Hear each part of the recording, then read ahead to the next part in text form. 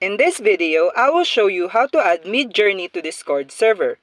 If you're new to the channel, don't forget to leave a comment down below, turn on the notification bell, and subscribe.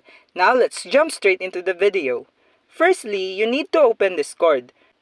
Then what you need to do is to go over to the left hand side and press Add Server.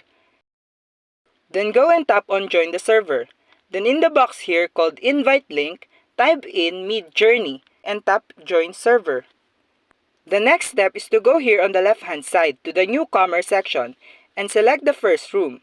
Then what you need to do is scroll down at the right side where the members are located. Look for the Midjourney bot, and what you're going to do is right click on it and then go and tap on Profile.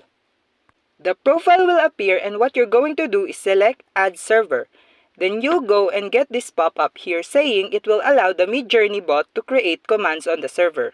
What you need to do next is to select a server, then go and tap on Continue.